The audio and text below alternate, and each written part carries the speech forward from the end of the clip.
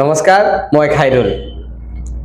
Ajmal super 40ত admission ল'বলৈ হ'লে এটা এন্ট্ৰেন্স এক্সামিনেশ্যন দিব লাগে আৰু 2026 ইংৰাজী বৰ্ষৰ বাবে এই এন্ট্ৰেন্স এক্সামিনেশ্যনৰ যেটো অনলাইন এপ্লিকেশ্যন ফৰ্ম ফেজ 2 বৰ্তমান খোলা হৈ আছে। তো যিবিলাক ষ্টুডেন্টে আজমল সুপাৰ 40ত পঢ়িম বুলি ভাবি আছে সেই সকল ষ্টুডেন্টে অনতি পলমে এই ফৰ্মখন যেন ফিলআপ কৰি লয়। আৰু এই ফৰ্মখন কেনেকুৱাকে ফিলআপ কৰিব লাগে আমি কম্পিউটাৰত চাও আহক। তো আজমল সুপাৰ 40ৰ এন্ট্ৰেন্স এক্সামিনেশ্যন ফৰ্ম ফিলআপ কৰিবলৈ হ'লে প্ৰথমতে আমি গুগল ক্ৰোমটো ওপেন কৰি ল'ব লাগিব আৰু সাৰ্চ বাৰত আমি লিখিব লাগিব আজমল সুপাৰ 40। তাৰ পিছত আজমল সুপাৰ 40ৰ যেটো ওয়েবসাইট হয় এটো খোল খাব আৰু ফাৰ্স্ট লিংকটোত আমি ক্লিক কৰি দিব লাগিব। তাৰ পিছত ইয়াত এটা ইন্টাৰফেস আহি যাব আৰু ইয়াত এটা মেসেজ দিব online registration for admission test phase 2 2026 has been started, click here to register। তো মই এটো ক্লোজ কৰি দিছো।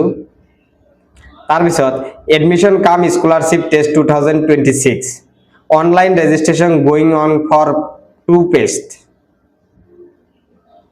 ক্লাস 9 আৰু 11 ৰ ষ্টুডেন্ট কৰিব পাৰিব। যিবিলাক ষ্টুডেন্টে ক্লাস 10 ত পঢ়ি আছে সেইবিলাক ষ্টুডেন্টে এপ্লাই কৰিব পাৰিব আৰু ক্লাস 8 ত পঢ়ি থকা ষ্টুডেন্টে এপ্লাই কৰিব পাৰিব। ডেট অফ টেষ্ট 15 মাৰ্চ 2026 ইয়াত সবখিনি দিয়া আছে। তাৰ পিছত অনলাইন ৰেজিষ্ট্ৰেচনৰ কাৰণে আমি ইয়াত ক্লিক কৰি দিব লাগিব। তাৰ পিছত এনেকুৱা এটা পেজ খোলা যাব আৰু এই পেজত আমি এপ্লিকেশন ফৰ্মটো দেখা পাম। এই এপ্লিকেশন ফৰ্মত 2026 আৰু 27 টো আমি ফেজ 2 ক্লিক কৰি দিব লাগিব।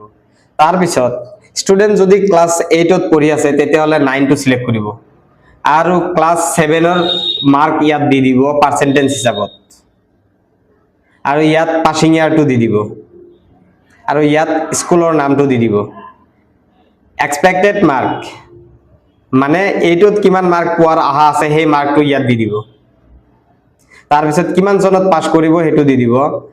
স্কুল নেম, স্টেট, ডিস্ট্ৰিক্ট আৰু মিডিয়ামটো দি দিব আৰু ইয়াত দিয়া আছে কোনটো লোকেশনত আপুনি পঢ়িব খুজে সেই লোকেশনটো ইয়াৰ পৰা চুজ কৰি ল'ব।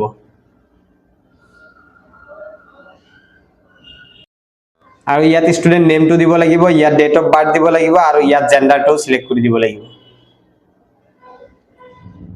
ইয়াত ৰিলিজিয়ন আছে আপোনাৰ যেটো হয় হেতু দি ল'ব।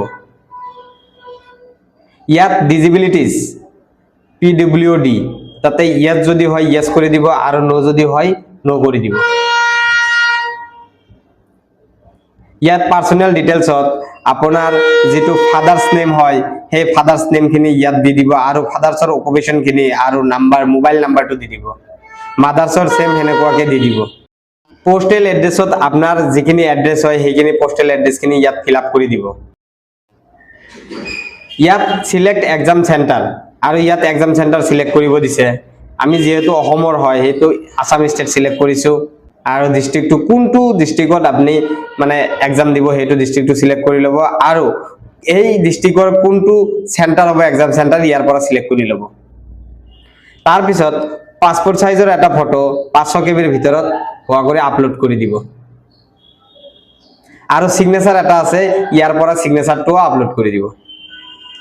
তাৰ পিছত ইয়াত কি মাধ্যমৰ দ্বাৰা আপুনি এই ইনফৰমেশনটো পাইছে হেতু আপুনি ইয়াৰ পৰা সিলেক্ট কৰি দিব। এইখিনি কৰাৰ পিছত আপুনি সাবমিট বুটামত ক্লিক কৰি দিব আৰু সাবমিট বুটামত ক্লিক কৰি দিয়াৰ লগে লগে আপোনাৰ ফৰ্মখন সাবমিট হৈ যাব আৰু ইয়াত admit card application form download হৈ যাব। তো আপুনি ইয়াত ক্লিক কৰি আপুনি এটো ডাউনলোড কৰি ৰাখিব পাৰিব। তো এনেকুৱা ধৰণৰ ইনফৰমেটিভ ভিডিও পোৱাৰ কাৰণে মোৰ চেনেলটো সাবস্ক্ৰাইব কৰি দিব। ধন্যবাদ।